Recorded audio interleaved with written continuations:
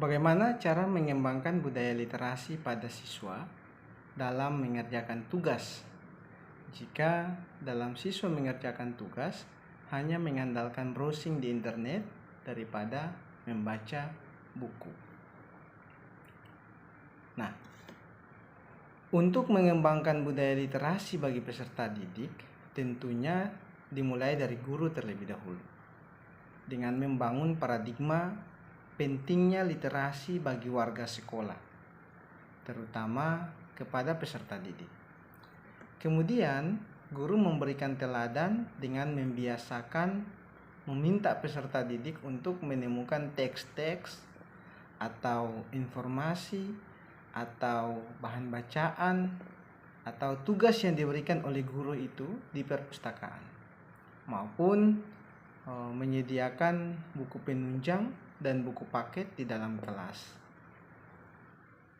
Selain itu pula, kita dapat wujudkan program-program sekolah seperti membaca 15 menit, bercerita kembali isi bacaan, ataupun membuat resume dari buku yang dibaca, hingga guru menyediakan jurnal membaca bagi peserta didik yang nantinya akan diisi oleh peserta didik itu sendiri, kemudian ditandatangani oleh guru maupun orang tua.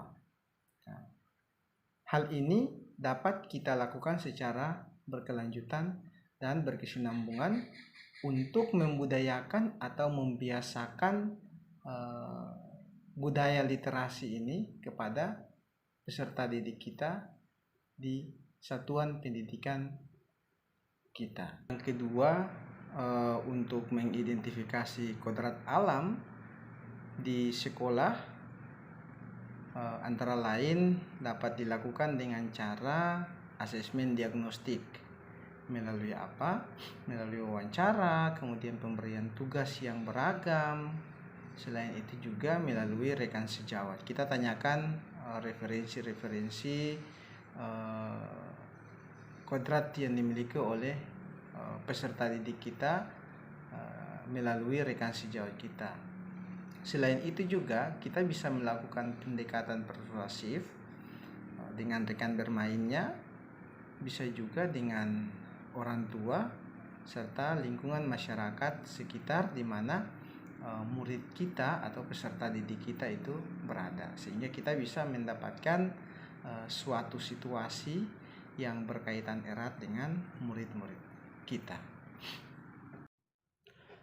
Menurut saya, setiap anak atau peserta didik berhak mendapatkan pendidikan dan mengembangkan potensi, kemudian minat dan bakatnya, baik itu peserta didik yang reguler maupun anak atau peserta didik berkebutuhan khusus atau ABK.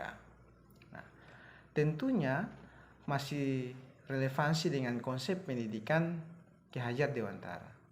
Kita perlu berupaya untuk memberikan pelayanan yang berkeadilan dalam rangka memenuhi kebutuhan mereka, membimbing mereka, kemudian mengarahkan mereka, memfasilitasi mereka, kemudian memandu mereka, dan yang lebih lagi adalah menuntun mereka sehingga tumbuh kembangnya baik dari segi karakternya, pengetahuannya, hingga keterampilannya dan lain sebagainya dapat tumbuh dan berkembang sesuai dengan porsinya masing-masing. Nah, adapun cara penerapannya yaitu dengan mengelompokkan peserta didik yang reguler dan berkebutuhan khusus tersebut sesuai dengan levelnya masing-masing. Pada prinsipnya, perlu sebagai pendidik kita sadari bahwa keberhasilan pembelajaran yang kita lakukan bukan semata-mata diperoleh peserta didik dari hasil akademis saja. Tetapi yang paling penting lagi adalah proses dan pengalaman peserta didik selama proses pembelajaran itu berlangsung.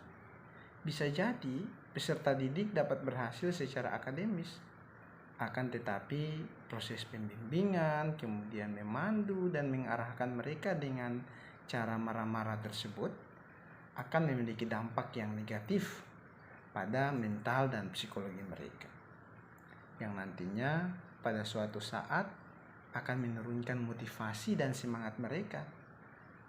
Karena dengan marah-marah dan tekanan-tekanan yang diberikan dapat menyebabkan peserta didik kita stres, takut, kemudian merasa terpaksa, dan bahkan dapat menurunkan minat belajar mereka. Oleh karena itu, diperlukan pendekatan pembimbingan dalam proses pembelajaran yang konstruktif dan penuh kasih sayang, sehingga dapat membantu peserta didik kita untuk terus termotivasi dan merasa percaya diri, sehingga dapat membangun hubungan yang humanis dan positif dalam jangka waktu yang panjang. Yang dapat kita ambil dalam pendekatan sosial budaya hanyalah yang selaras dengan pemikiran Ki Hajar Dewantara, dan sudah barang tentu tidak bertentangan dengan norma agama dan keyakinan kepada Tuhan Yang Maha Esa. Contohnya, di daerah kami di Kepulauan Kei, Provinsi Maluku, ada budaya namanya adalah marin. Marin itu artinya gotong royong atau kerjasama. Ada juga satu filosofis dari budaya kita, yaitu ain ni ain, yang artinya mendidik atau hidup dalam bingkai persaudaraan atau kasih sayang. Nah, hal ini dapat diwujudkan dengan kerjasama dalam bingkai persaudaraan atau kasih sayang untuk mendidik dan menuntun peserta didik agar mereka dapat mengembangkan potensi, minat, dan bakat mereka.